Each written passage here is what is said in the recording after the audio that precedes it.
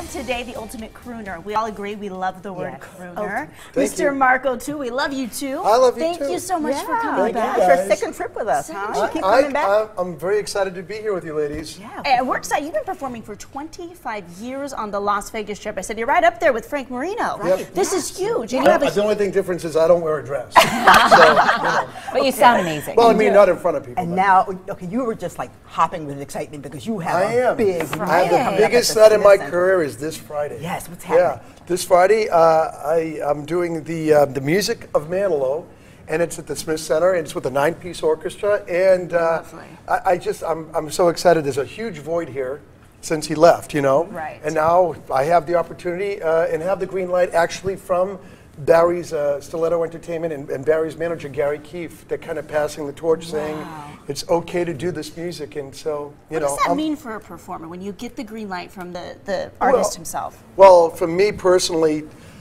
you know, Barry has been such an inspiration, and everybody loves his music. So to actually have that okay, and it just means everything. You know, I'm overwhelmed. I get a big smile on my face every time I think. Now you've been working on this project for quite some time. Well, because I was a kid, I've always dreamt of doing this, and now I have the opportunity to really tour with it and take it around and show people what this is all about, and do it right. There's a lot of people out there doing it. Do it right, you know, if you're going to do it. And what is your favorite Manilow song? Yeah. And this is what I discussed in the show, my favorite Barry Manilow song of all time has to be Even Now. It's just a great song. It takes your heart out and it throws you on the stage and you stomp all over it. And you're not trying to look like him, you're not impersonating him, this is you doing tribute, right? Yeah, and the fact that he's retired, he is doing shows around the country, but to get the opportunity for people who love this kind of music, you know, and I've only got like 30 seats left in the show, and tickets. We may or may not have a giveaway later in the show. Stick around. So you're a local kid now, right? Local, 25 years on the Strip. I've played, you name it, I've played there. Wow. Right. And I've had the best time. I've met, you know, everybody I've wanted to meet, and people like you. And here's your performance. There I am sitting right there. Have you always wanted to be a crooner, or was there any other type of music that you loved growing up?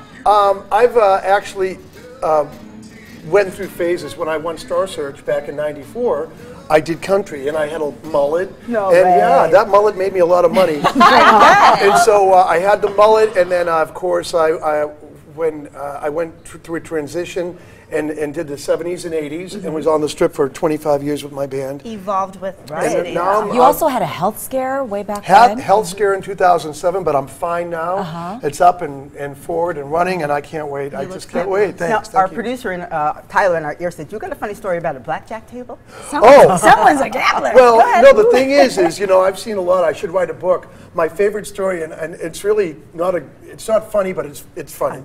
I cashed the paycheck. I was at the MGM at the end of the night, and it was a big paycheck, and I was walking back to pay the band, and there was a blackjack table with a lady in her 60s, you know, dealing, and there's two guys, and I sat here, and she's dealing like this, and she dealt me, and then she gave this guy an ace, and then she proceeded to drop dead at the table, and she fell over, and she fell backwards, and they started resuscitating her, and the pit boss comes over, and he says, this table's closed. and I'm like, duh, right? And then the guy next to me goes, hey, dude, I got an ace. I want to see what I'm like, Vegas. Did they pay him out? And you know what? The week later, happy ending, she's fine. They brought her back to forgot work. about her. Who the hell cares about her? I had an ace. Oh my gosh, it's Mark O'Toole. Like, she got super No, she didn't know who I was, but thank you very much. Anyway.